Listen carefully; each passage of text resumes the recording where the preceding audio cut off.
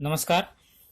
ITI electrical E study या चॅनलवरती आपले सर्वांचे हार्दिक स्वागत आहे.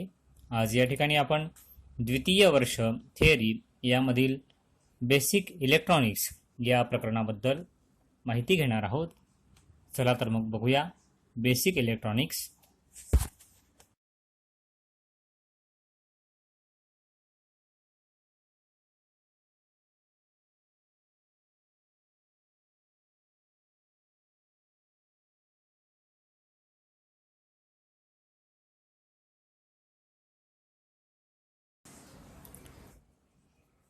सध्याचं युग जर आपण बघायला गेलं त्या युगाला आपण इलेक्ट्रॉनिक युग असं म्हणतो.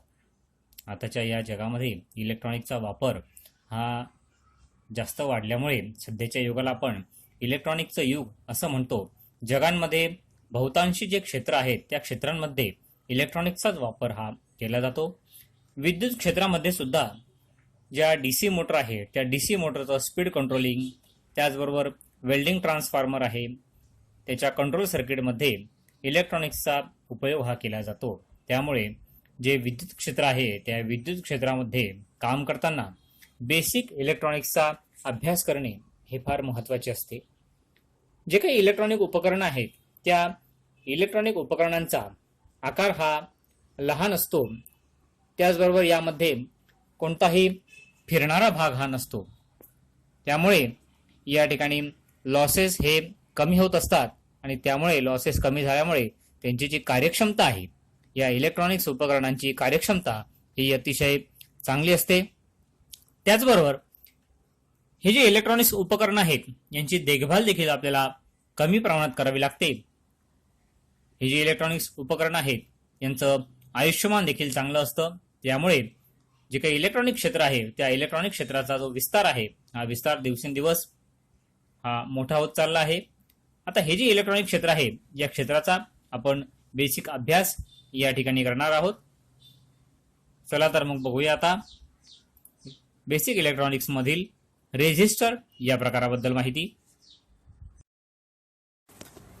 आता आपण माहिती घेऊया ती म्हणजे रेझिस्टर्स. रेझिस्टर्स म्हणजे काय?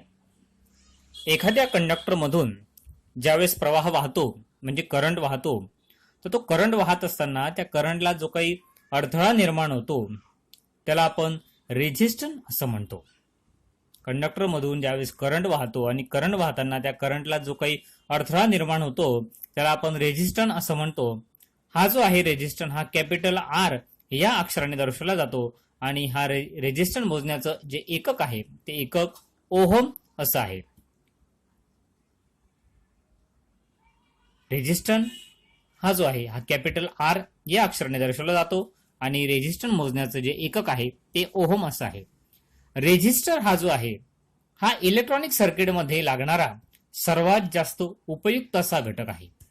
इलेक्ट्रॉनिक सर्किटमध्ये जो रेझिस्टर आहे त्या रेझिस्टरचं जे स्थान आहे ते फार महत्वाचं आहे. सगळ्यात जास्त उपयुक्त असा घटक हा रेझिस्टर आहे.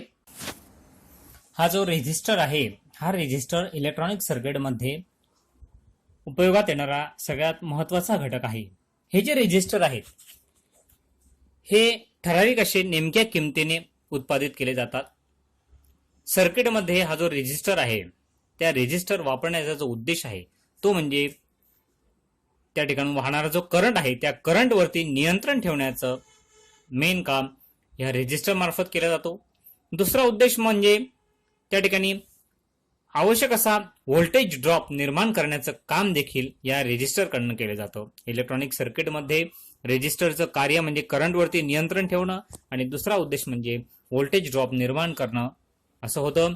रेझिस्टरचे जे पॉवर रेटिंग आहे ते पॉवर रेटिंग 110 वॅट ते शेकडो वॅट पर्यंत असतं. एखाद्या खास कामासाठी वापरण्यात येणारा जो रेझिस्टर आहे त्या रेझिस्टरसाठी कोणकोणत्या 4 गोष्टी विचारात घ्याव्या लागतात ते बघू आपण.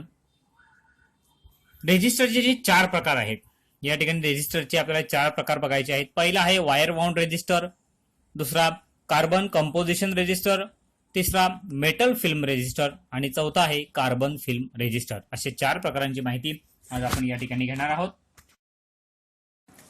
रेजिस्टरचे 4 प्रकार आपण बघतोय. पहिला आहे वायर वाउंड रेजिस्टर, दुसरा कार्बन कंपोजिशन रेजिस्टर, तिसरा मेटल फिल्म रेजिस्टर आणि चौथा आहे कार्बन फिल्म रेजिस्टर. त्यापैकी जो पहिला आपण बघूया वायर वाउंड रेजिस्टर. याची माहिती घेऊया आपण.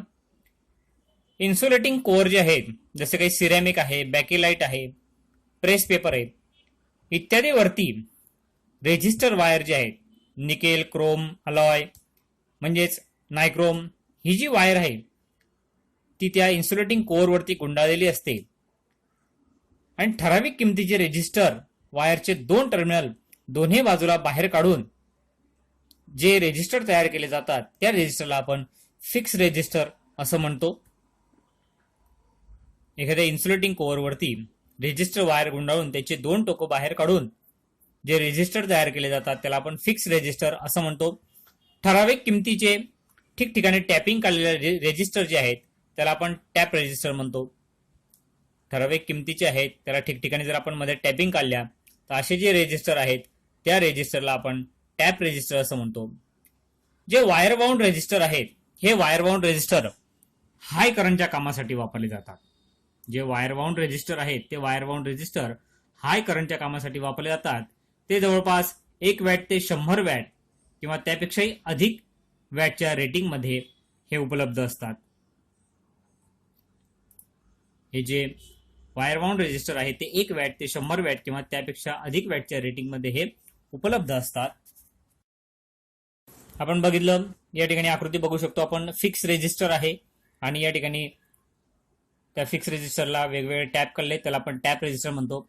हे जे वायर बाउंड रेजिस्टर आहे हे हाय करंटच्या कामासाठी वापरले जातात आणि ते जवळपास 1 वॅट ते 100 वॅट किंवा त्यापेक्षा अधिक वॅटच्या रेटिंग प्रमाणे हे आपल्याला उपलब्ध असतात.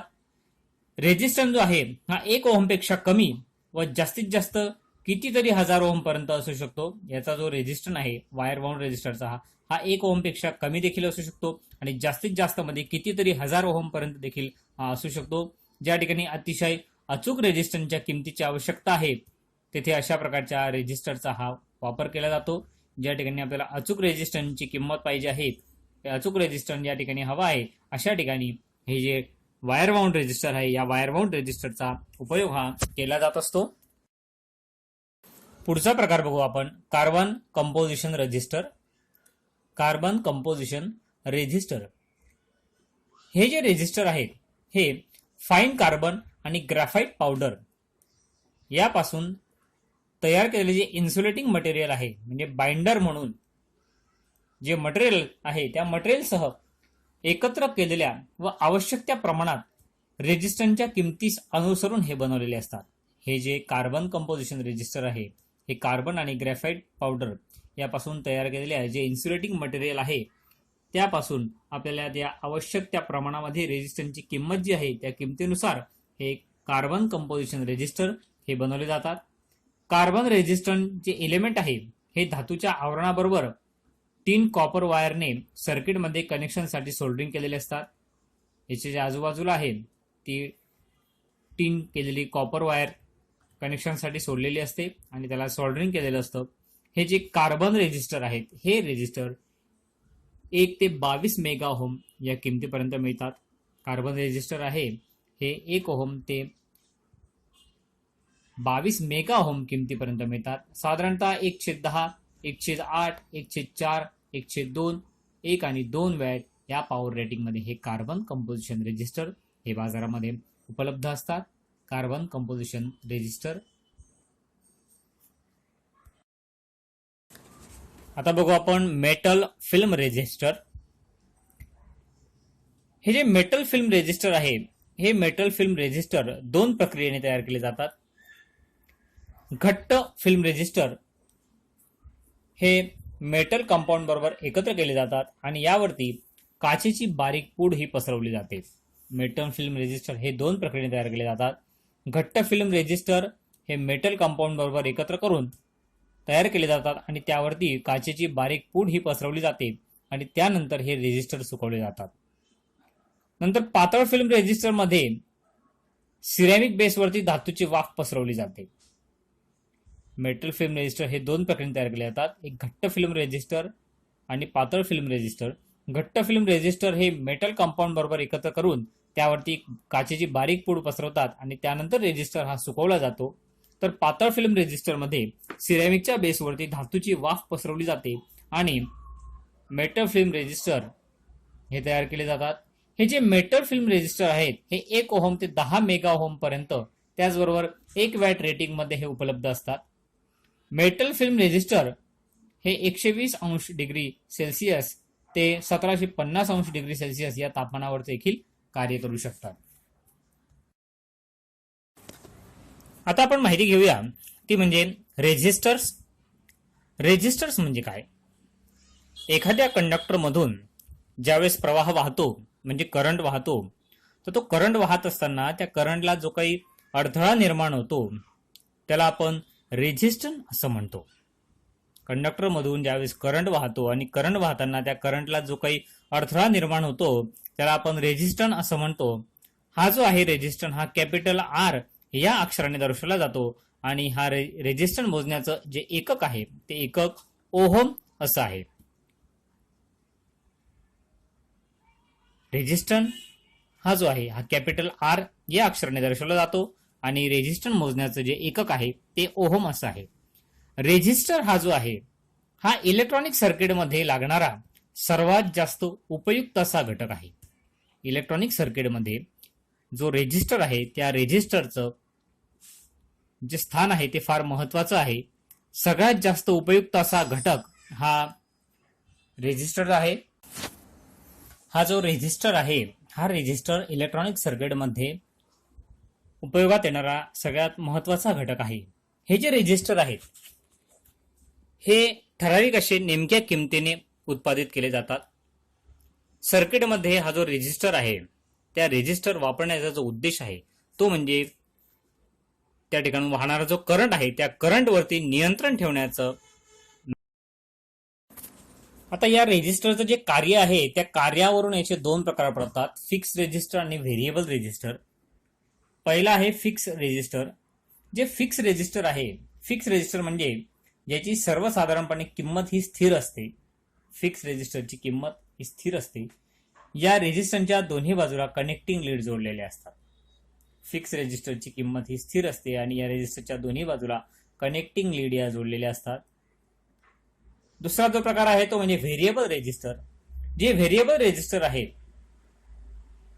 ते व्हेरिएबल रेजिस्टरची जी किंमत आहे ती किंमत आपल्याला बदलता येते. व्हेरिएबल रेजिस्टरमध्ये स्लायडिंग कॉन्टॅक्ट असतात की त्या स्लायडिंग कॉन्टॅक्टच्या सहाय्याने वेगवेगळ्या किमतीवरती आपल्याला हा जो रेजिस्टर आहे तो रेजिस्टर आपल्याला सेट करता येतो. यांना पोटेन्शिओमीटर रेजिस्टर किंवा पोटेन्शिओमीटर असं देखील म्हणतात. या ठिकाणी आपण आकृती बघू शकतो. पोटेन्शिओमीटर म्हणजे सर्क्युलर व्हेरिएबल रेजिस्टरची आकृती या ठिकाणी दाखवलेली आहे. या ठिकाणी आकृतीत दाखवल्याप्रमाणे याला 3 टर्मिनल असतात. हे कार्बन ट्रॅकमध्ये फिगर नंबर ए मध्ये बघा याला 3 टर्मिनल दाखवले आहेत आणि वायर वाऊंड म्हणजे फिगर नंबर बी मध्ये अशा प्रकारात उपलब्ध असतात. तर ट्रिमर, पोटेन्शिओमीटर किंवा रेजिस्टर किंवा ज्यामध्ये छोटा स्क्रू ड्रायव्हरच्या साह्याने हा जो रेजिस्टर आहे हा रेजिस्टर ऍडजस्ट करता येतो. अशा प्रकारचे हे व्हेरिएबल रेजिस्टर नेहमीच्या वापरामध्ये वापरले जातात. त्याच्या वापरावरून त्याच्या कार्यावरून रेजिस्टरचे 2 प्रकार पडतात. पहिला आहे फिक्स रेजिस्टर आणि दुसरा आहे व्हेरिएबल रेजिस्टर. फिक्स रेजिस्टरची किंमत स्थिर असते तर व्हेरिएबल रेजिस्टरची किंमत आपल्याला आपल्या पाहिजे त्या किमतीप्रमाणे बदलता येते. असे हे फिक्स रेजिस्टर आणि व्हेरिएबल रेजिस्टर. आता आपण बघूया की तापमान, व्होल्टेज आणि लाईटवर अवलंबून असणारे जे रेजिस्टर आहे त्याबद्दल माहिती. असे काही विशिष्ट रेजिस्टर निर्माण केले जातात की ज्यांचे तापमान, व्होल्टेज आणि लाईटवरती त्याचं रेजिस्टन्स हे बदलत असतं. असे काही रेजिस्टर निर्माण केले जातात की ज्यांचा रेजिस्टन्स तापमान, व्होल्टेज आणि लाईटवरती बदलतो. त्यापैकी आपण बघू पीटीसी रेजिस्टर. पीटीसी रेजिस्टर त्याला आपण सेन्सिस्टर असं देखील म्हणतो. वेगवेगळ्या पदार्थांची रचना ही वेगवेगळी असते. त्याच तसंच पदार्थ बदलला आणि त्याचं तापमान बदललं की त्या ठिकाणी जो रेजिस्टर आहे त्या रेजिस्टरमध्ये देखील बदल हा वेगवेगळा होत असतो. जे पीटीसी रेजिस्टर आहे त्या पीटीसी रेजिस्टरमध्ये positive temperature coefficient of resistor म्हणजे जसं तापमान वाढेल तसा रेजिस्टन्स हा अनियमितपणे वाढतो. पीटीसी रेजिस्टन्समध्ये जसं तापमान वाढेल तसा रेजिस्टन्स देखील अनियमितपणे वाढत जातो. म्हणजे उदाहरणार्थ जर रूम टेम्परेचरला पीटीसी हा सर्वसाधारणपणे रेजिस्टन्स त्याचा 100 ओहम आहे. जेव्हा तापमान वाढेल, समजा 10 डिग्री सेल्सिअस रेजिस्टन्स जर टेम्परेचर वाढलं तर रेजिस्टन्स वाढून हा 150 ओहम होईल. आणि जर 10 डिग्री सेल्सिअसने तापमान अजून वाढलं तर त्याचा रेजिस्टन्स 500 ओहम सुद्धा होऊ शकतो. म्हणजे हा जो रेजिस्टन्स आहे हा रेजिस्टन्स अनियमित प्रमाणात वाढत असतो. असे हे पीटीसी रेजिस्टर, त्याला आपण सेन्सिस्टर असं देखील म्हणतो. आता बघू एनटीसी रेजिस्टर, म्हणजे आपण त्याला थर्मिस्टर असं म्हणतो. जे एनटीसी रेजिस्टर आहे त्या एनटीसी रेजिस्टरमध्ये निगेटिव्ह टेम्परेचर ऑफ कोएफिशियंट रेजिस्टरनुसार, म्हणजे जसं काही तापमान वाढलं तसा रेजिस्टन्स अनियमितपणे कमी होतो. जर तापमान वाढलं तर या ठिकाणी रेजिस्टन्स हा अनियमितपणे कमी होतो. म्हणजे उदाहरणार्थ जर रूम टेम्परेचरला एनटीसी म्हणजे एनटीसी रेजिस्टरचा जर सर्वसाधारण रेजिस्टन्स हा 600 ओहम असेल आणि जर समजा तापमान 10 डिग्री सेल्सिअस वाढलं तर रेजिस्टन्स हा कमी होऊन 500 ओहम पर्यंत होईल. किंवा जर 10 डिग्री सेल्सिअस तापमान वाढलं तर त्याचा रेजिस्टन्स हा कमी होऊन 200 ओहम सुद्धा होऊ शकतो. म्हणजे हा एनटीसी मध्ये तापमान हे कमी होतो, पीटीसी मध्ये तापमान हे वाढत असतं. काही विशिष्ट तापमानाचा जो पीटीसी आणि एनटीसी आहे त्या रेजिस्टरचे जे रेजिस्टर आहे ते स्विच देखील कार्य करतात. काही विशिष्ट तापमान जे आहे त्या तापमानामध्ये पीटीसी आणि एनटीसी जे रेजिस्टर आहेत ते स्विचचे देखील कार्य करतात. यांचा उपयोग आपण मोजमापासाठी आणि तापमानाची भरपाई करणारी जे साधनं आहेत त्या साधनांमध्ये यांचा जास्त करून मुख्य करून वापर हा केला जात असतो. पीटीसी आणि एनटीसी रेजिस्टर्स. पुढचे आहे व्हीडीआर रेजिस्टर्स. व्हीडीआर रेजिस्टर म्हणजे व्होल्टेज डिपेंडंट रेजिस्टर. जसे जसे व्होल्टेज वाढेल तसा तसा रेजिस्टन्स हा अनियमितपणे कमी होतो. या ठिकाणी व्हीडीआर रेजिस्टर जसं जसं व्होल्टेज वाढेल तसा तसा रेजिस्टन्स हा अनियमितपणे कमी होतो. म्हणजे उदाहरणार्थ एक व्हीडीआरचा रेजिस्टन्स 10 व्होल्टला 100 ओहम असेल. आता 5 व्होल्टेज जर आपण व्होल्टेज वाढवलं तर रेजिस्टन्स हा 90 ओहम होईल. आणि आणखीन जर 5 व्होल्टेज वाढवलं तर रेजिस्टन्स हा 40 ओहम सुद्धा होऊ शकतो.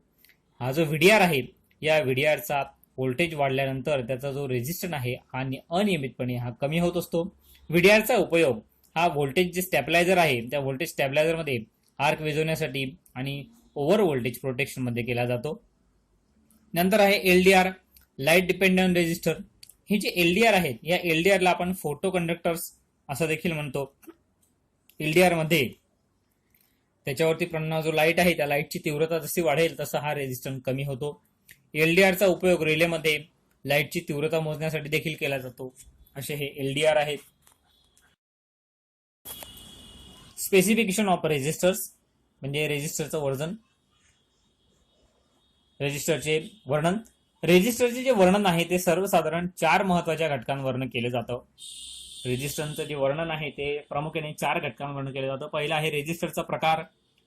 नंतर सर्वसाधारणपणे रेजिस्टरची किंमत, म्हणजे ओहम मध्ये किंवा किलो ओहम मध्ये किंवा मेगा ओहम मध्ये असेल.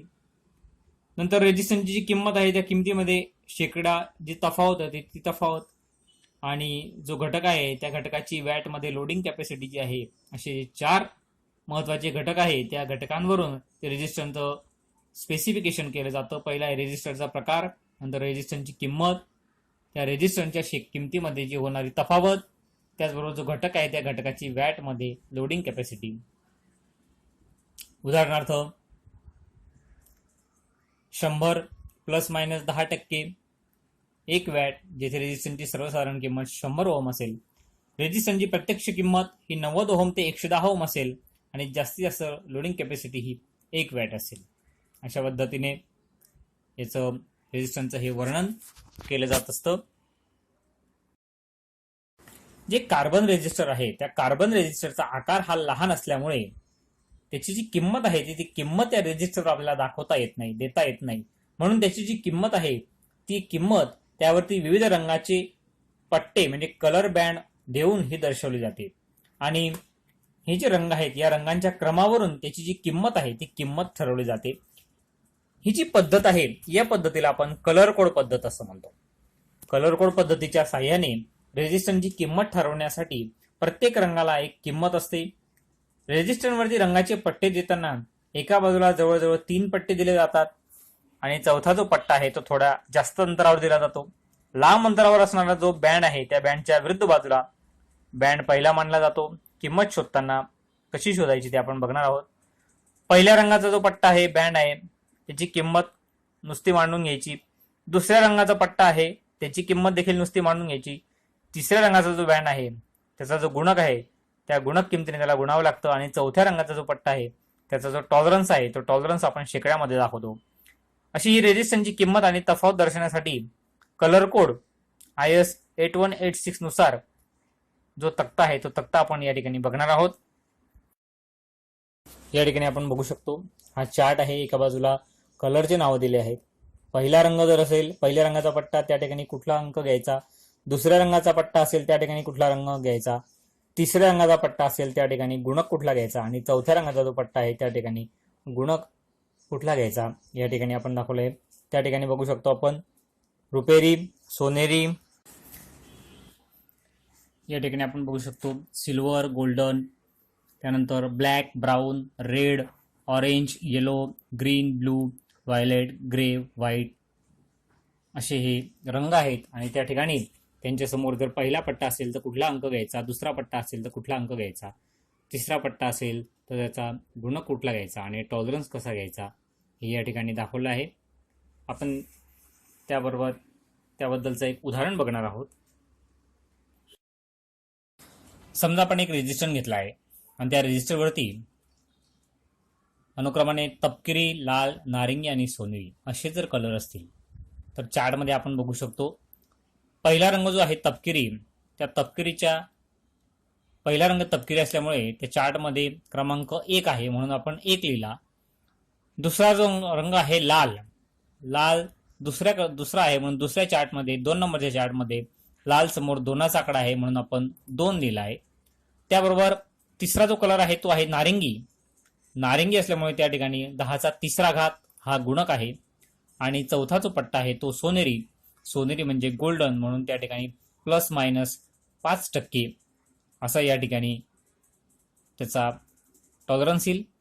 मग या ठिकाणी आपण बघू शकतो पहिल्या तपकिरीचा म्हणून 1 जशीच्या तशी किंमत घेतली, दुसरा लाल 2 जशीच्या तशी किंमत घेतली आणि त्यानंतर नारिंगी म्हणजे गुणक म्हणून त्या ठिकाणी त्याच्यावरती 3 शून्य ठेवले आणि ±5% शेकडा. मग या ठिकाणी 12,500चे 5% म्हणून त्या ठिकाणी 600 ओहम, 12,500चे 5% म्हणजे 600 ओहम, प्लसमध्ये 12,600 आणि मायनसमध्ये 12,600 वजा मायनस 12,000 वजा 600 11,400 अशा पद्धतीने हा जो रेजिस्टर आहे त्या रेजिस्टरची किंमत 12,600 ओहम ते 11,400 ओहमच्या दरम्यान असेल. अशा पद्धतीने कलर कोडिंगनुसार हे जे कार्बन रेजिस्टर आहे त्या कार्बन रेजिस्टरची किंमत ही काढली जात असते.